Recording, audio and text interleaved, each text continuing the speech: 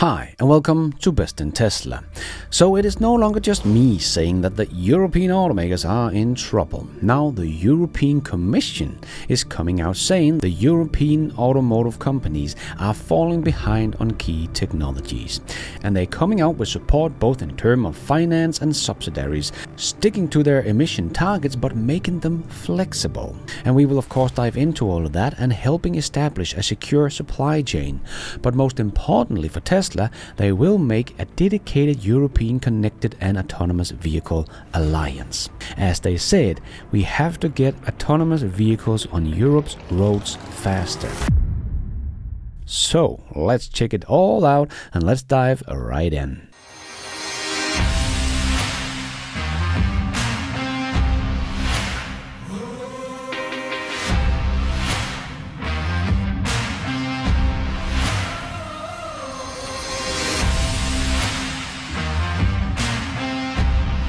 So this is all just plans so far, of course, but the first step have been taken. So just as Tesla is about to solve full self-driving in a couple of months, the EU is saying, hey, let's work together and make autonomous vehicles. A little too late to the party, I would say, but at least this might open the door for Tesla to get approval and be able to test out supervised and later unsupervised full self-driving in Europe.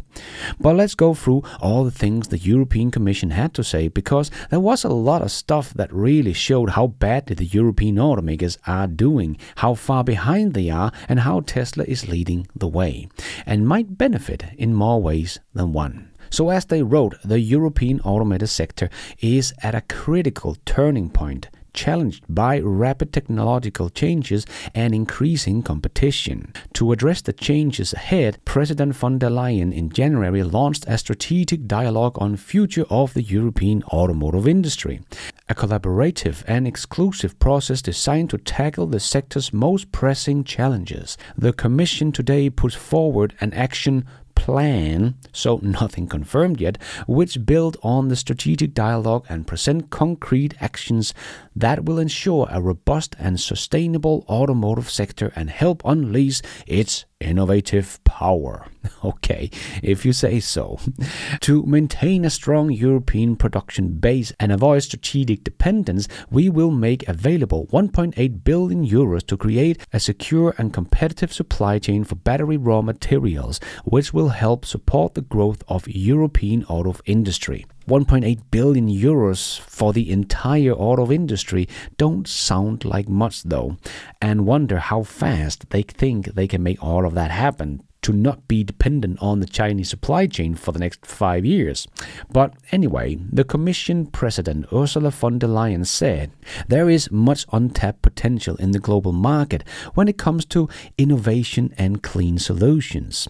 I want to see our European automotive industry taking the lead. Sure, we will promote domestic production to avoid strategic dependence, especially for battery production. We will stick to our agreed emission target, but with a pragmatic and flexible approach. We will get back to that later. Our mutual aim is a sustainable, competitive and innovative car industry in Europe that benefits our citizens, our economy and our environment.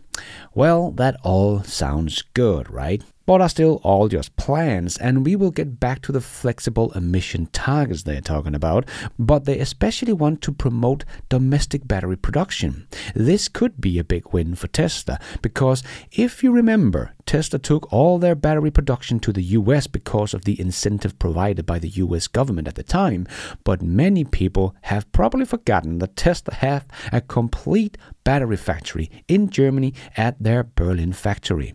In the beginning, it was meant to be the first factory to make cars with Tesla's 4680 cell. The Model Y coming out of Berlin was supposed to only be using the 4680 cell. But with all the delays there was in the 4680 cell production and the US incentive, incentive, Tesla changed the plans. But that does not change the fact that Tesla has a whole battery factory ready to go. So if the European Commission makes some incentive for the automakers and battery manufacturers to produce batteries in Europe, you can be sure that Tesla will just turn on the factory, as they have learned how to ramp it up in the US, so it's only a matter of getting the green light. But as they continue here in the post, accelerating innovative and clean mobility transition, EU automotive companies are falling behind in key technology. Oh boy, slapping the European automakers and saying what I have been talking about for years, that the legacy automakers are falling behind. Even the European Commission acknowledged this. To help the industry lead in the transition toward AI-powered, connected and automated vehicles, the action plan presents a gear shift. Oh, what a play with words.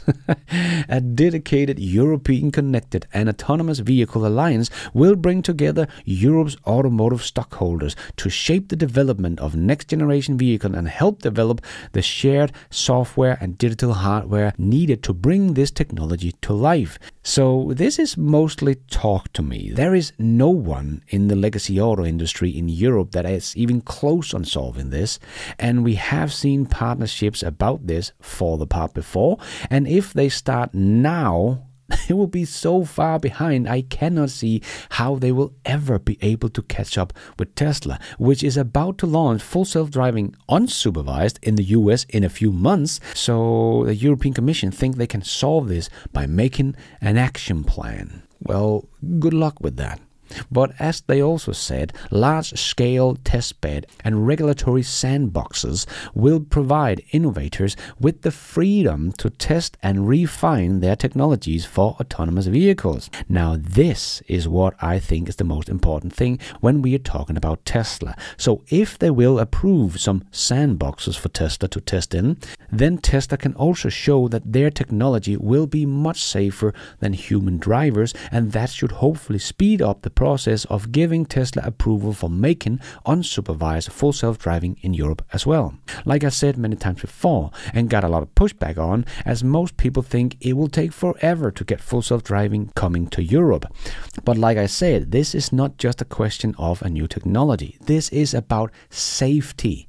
And the European Commission knows this, and the regulators are data-driven, so when they can see full self-driving cars are safer than humans, the approval will happen fast. And today, the European Commission announced that the development of full self-driving vehicle is the highest priority also in Europe.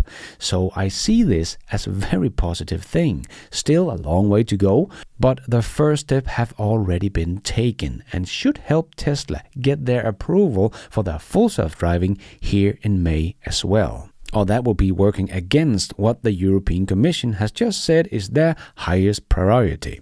But the Commission will further develop a regulatory framework for autonomous vehicles. These actions will be supported by joint public-private investment of around 1 billion euros backed by a Horizon European program over 2025 to 2027 period. Again, not big numbers they're throwing around.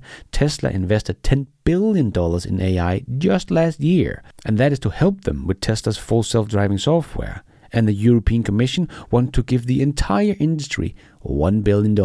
Okay.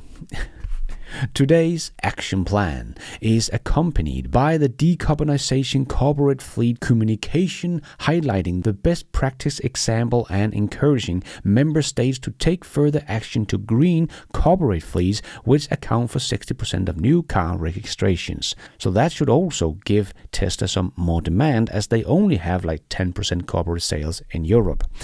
And then to the more flexible CO2 standard compliance.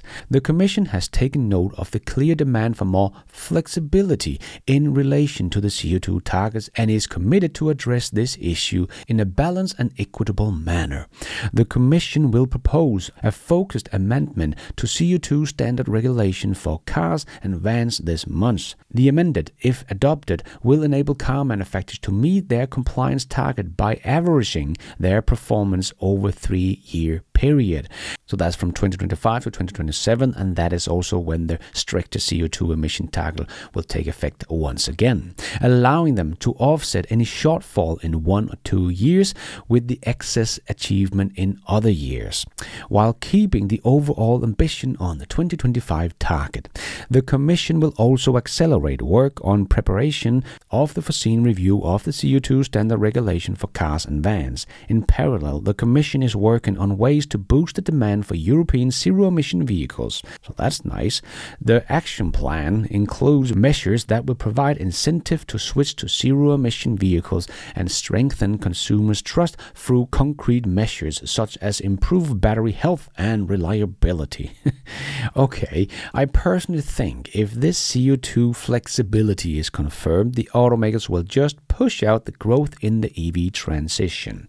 But that will just make them even less competitive over the next 3 years. So I think this is a big mistake, making the emission target flexible, because the automakers have shown us through the last many years that they need to be forced to make this change. So if they can somehow skip or postpone it, they will, and that will not make them more competitive. Supporting supply chain resilience and workers in the sector. It is crucial that the European achieve cost-competitive European cell production that would cover a large part of the supply of batteries and general European value added along the supply chain. The Commission will further support the EU battery industry and help it maintain a strong European production base with financing under the Innovation Fund.